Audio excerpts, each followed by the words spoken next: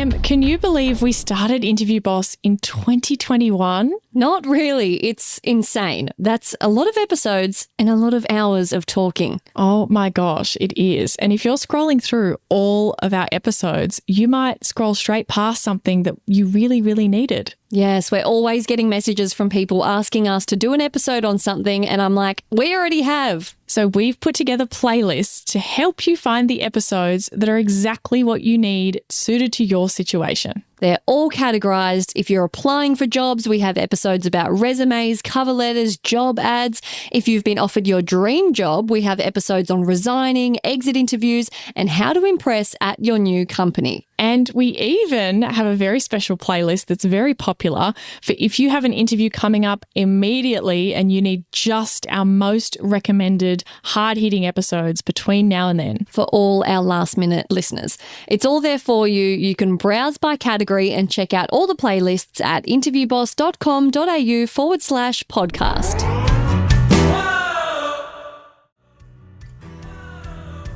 And see how that could be so much stronger. Extensive analysis of students' well-being. I thought the exact same thing, Em. I thought, how'd you do that?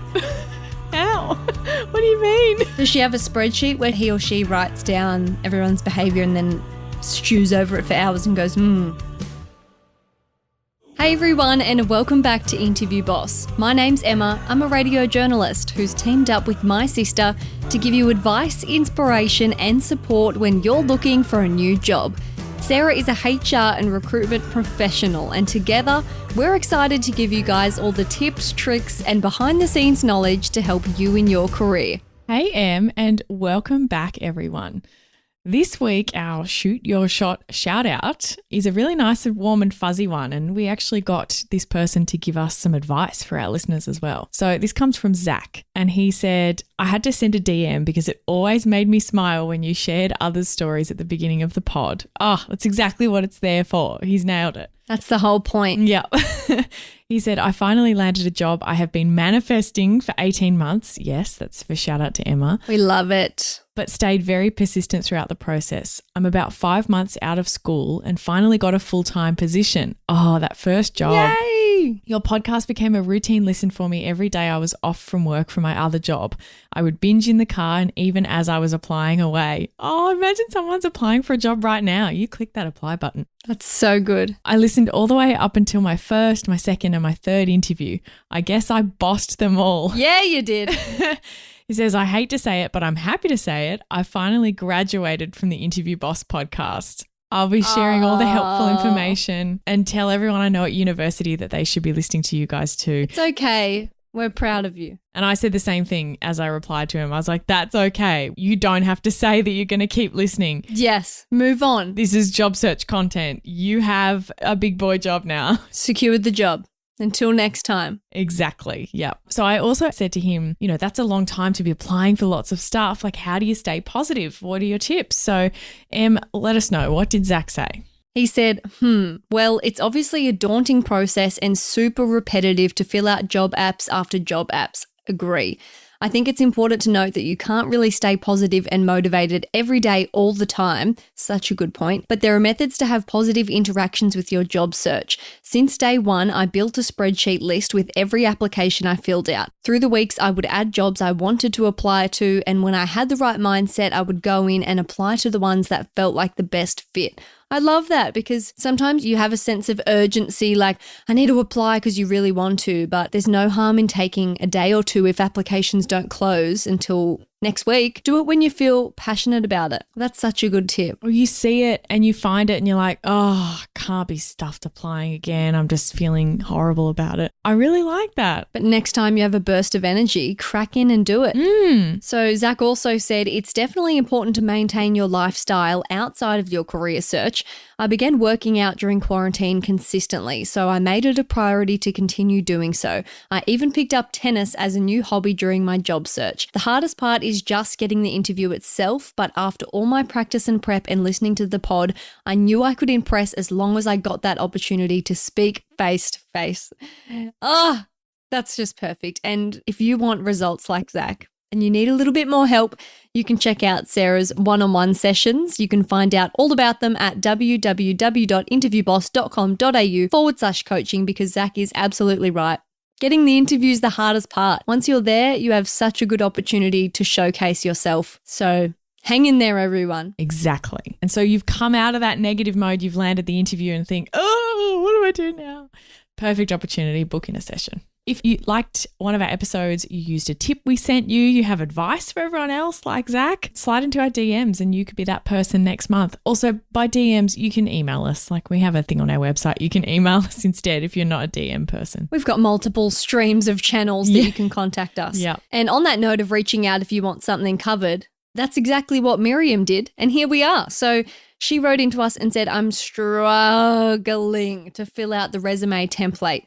I feel like I have no numbers or real data to talk about. And I think this would be true for a lot of people. They feel like they've got the fluff, but you know how, Sarah, you're always like, no, punchy, actual results, like give us the hard and fast. The context of Miriam's question was that she had been in a role more recently. Her most recent role that she's in is not her dream role. She's doing some kind of waitressing, cafe work, trying to get the role that she really wants.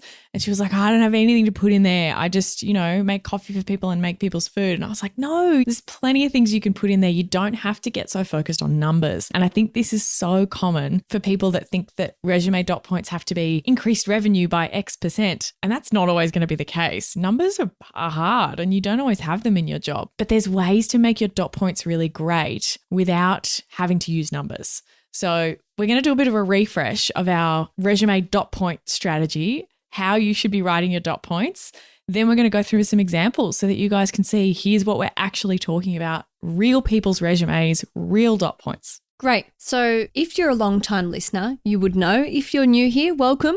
Our strategy for writing dot points on your resume about what you've done, the actionable stuff, is the guess what, prove it, so what method. Now, we need a shout out once again to Trisha Stadmiller. Miss Jasperza. If she's listening.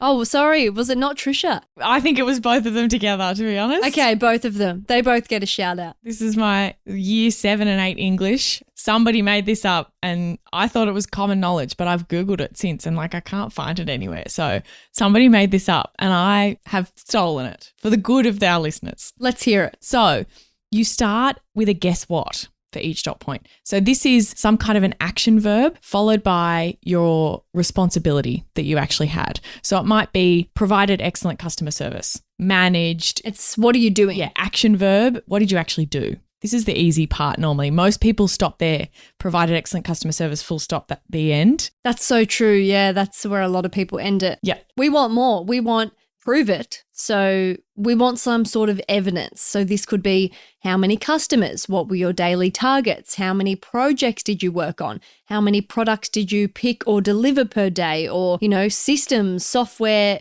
methodologies can be a prove it as well. It's not just numbers because like you said, a lot of the time people don't have numbers in their career. So could it be, say if you're a hospitality worker and you're just in a little cafe and you don't have a number, could you just say a busy hospitality cafe? But how many tables are there? How many seats are there in that cafe or restaurant? Like those kinds of numbers can be really helpful.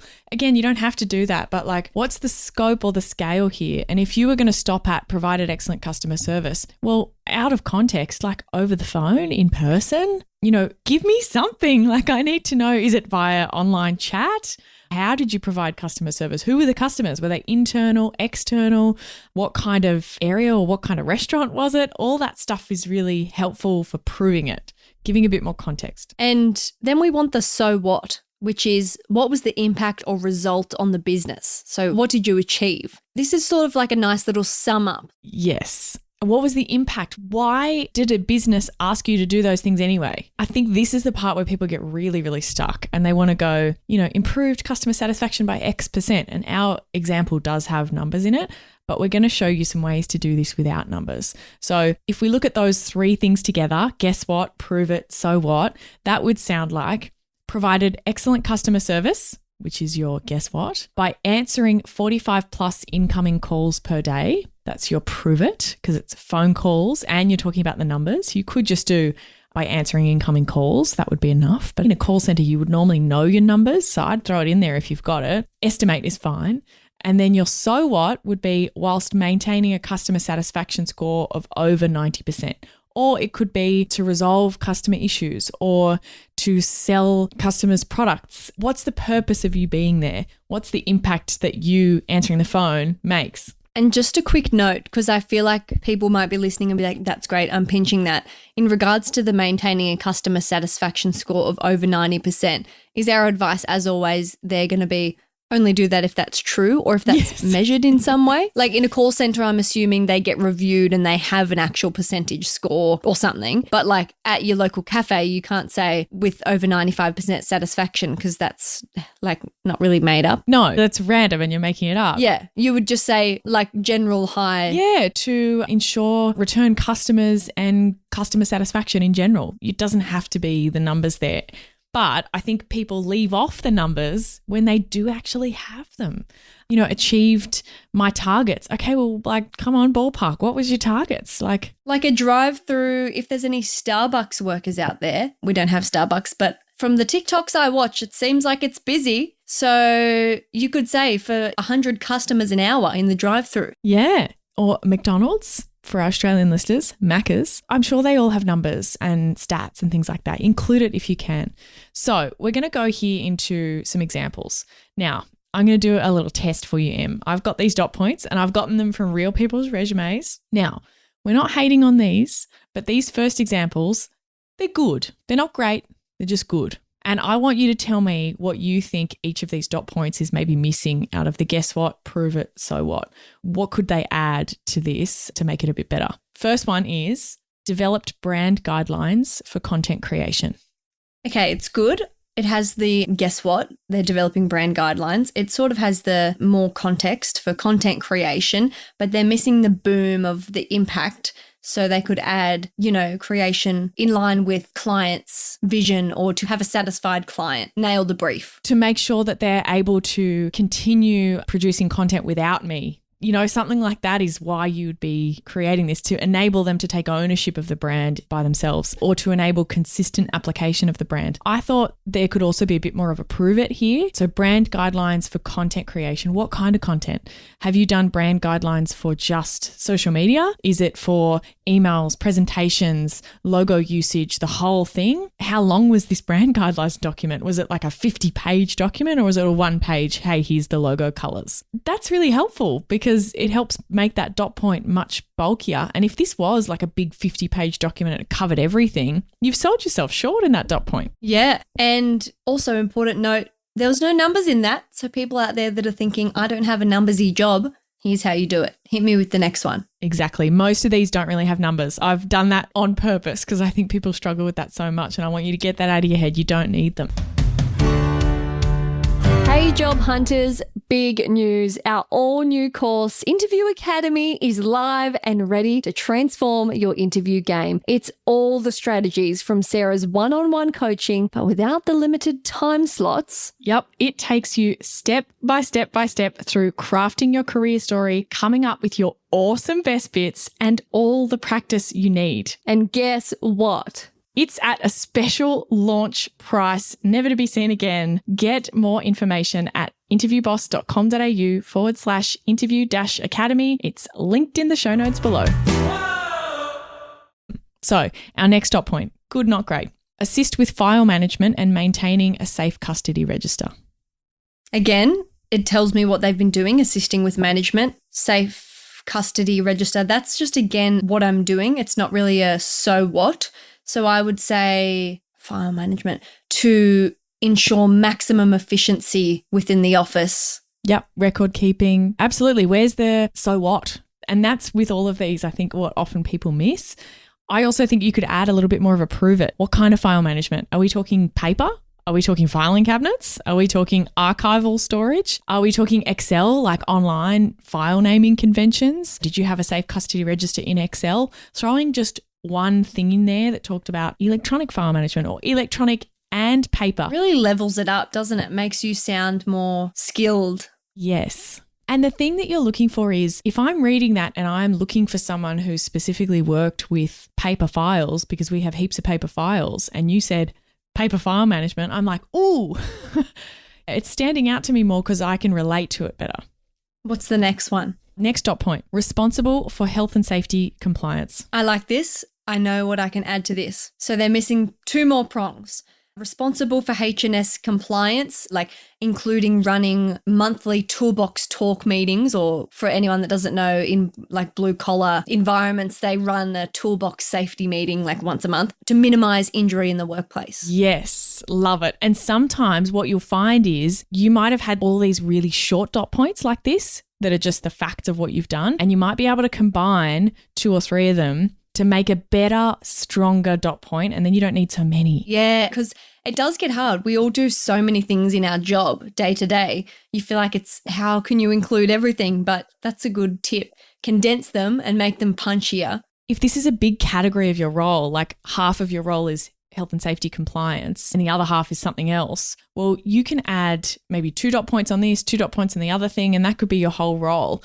You can make this a big dot point that covers a lot of stuff. It just has to be more detailed than that, because health and safety and compliance, I mean, are you in an office and it just means that you like tape down the extension cord so someone doesn't trip over it? Or like, you know what I mean? Or are you maintaining a whole document register and running toolbox talks and rolling out new legislation and stuff? So our next dot point, good, not great. Carried out extensive analysis of students' well-being to identify at-risk students and understand behavioural trends. It sounds like a niche job. I think it was a teaching job, to be honest. Carried out extensive analysis. I would say how? Like, are they on the computer looking at things, or are they just in their mind? In my mind. Is it just the vibe?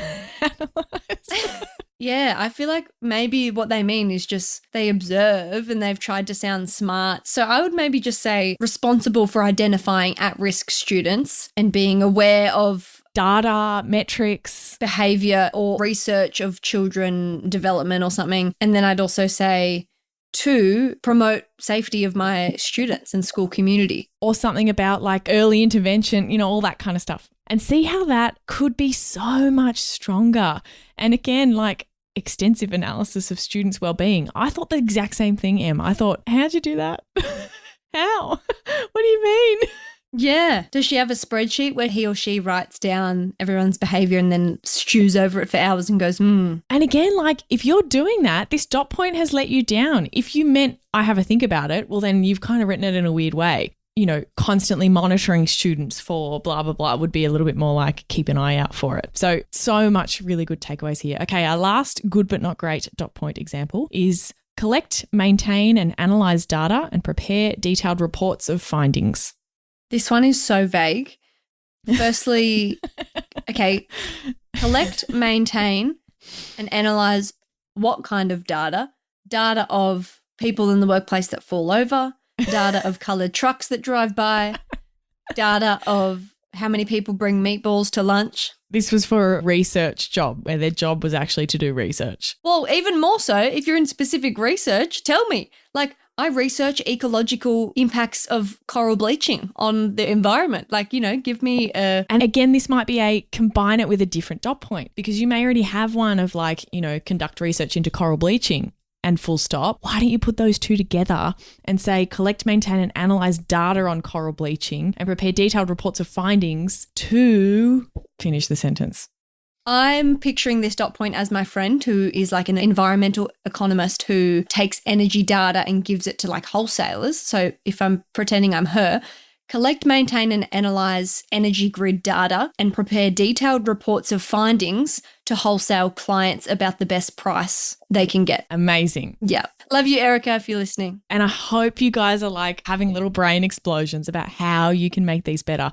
And all of them are following the same formula. I just like year 7 and 8 English. Thank you again. Thank you so much. Guess what? Prove it, so what? The prove it is a little bit rubbery. It doesn't have to go in the middle like that. It just has to be in there somewhere with some evidence, but it should be, guess what? Prove it in there somewhere and so what? Why should I care? Why did someone get you to do that in the first place? Cool. Now we're going to go over some great examples. So these are dot points that I saw in people's resume that I really, really liked. I'll read them to you this time. You give some feedback. Okay. All right. So attending joint site visits with colleagues, members of other teams and head contractor supervisors to determine outcomes for complicated issues. Oh, it's like I'm there. Yeah, I know, right? You can picture exactly what they're doing. And they've used the prove it as listing who was there. Amazing. Again, think about that. How can you do the prove it of who else, who was involved? Without numbers. That's so smart.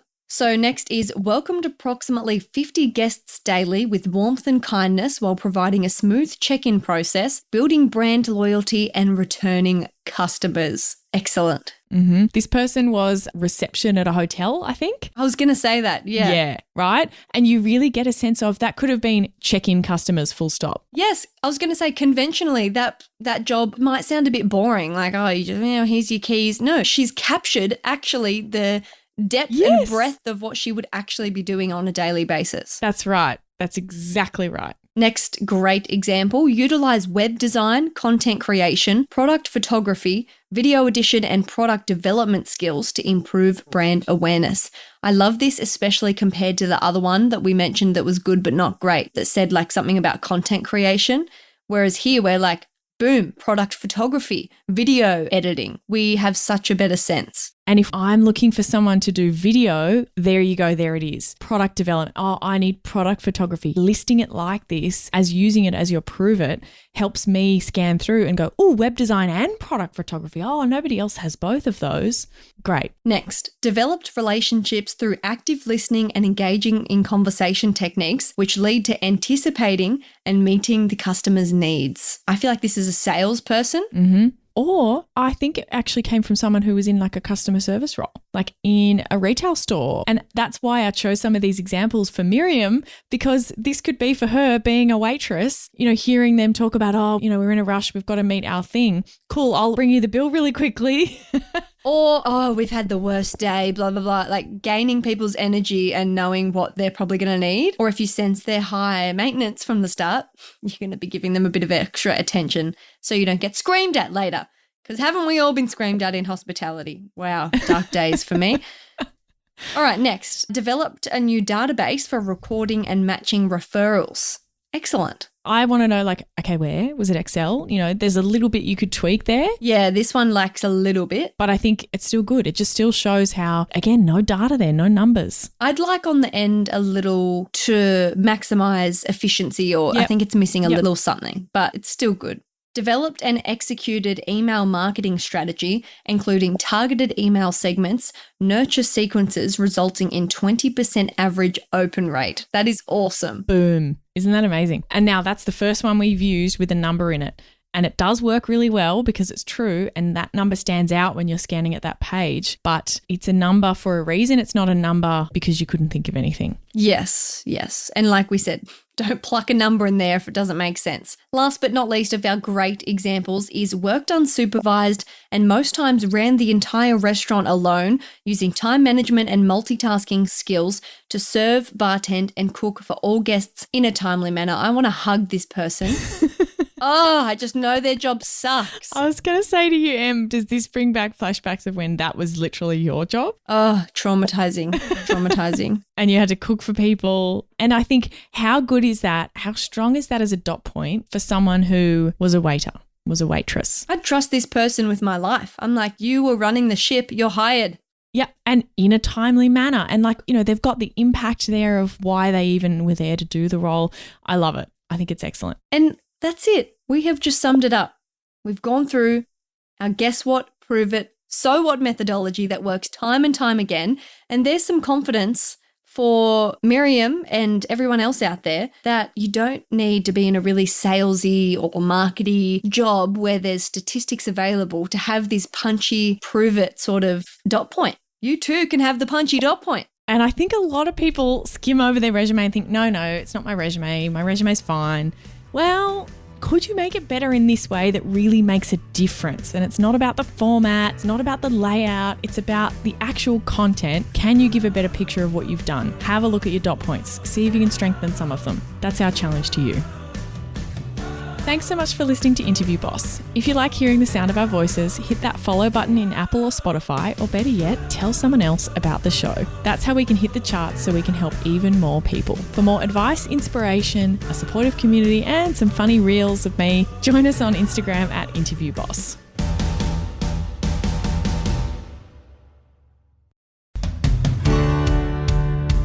If we've been your job search besties and helped you in some way, there's a cool way you can support the show. Shout us a virtual coffee. We get a huge kick out of reading all of your success stories. Head to buymeacoffee.com/interviewboss and shout us a cuppa. If you keep us caffeinated, we can keep the content coming.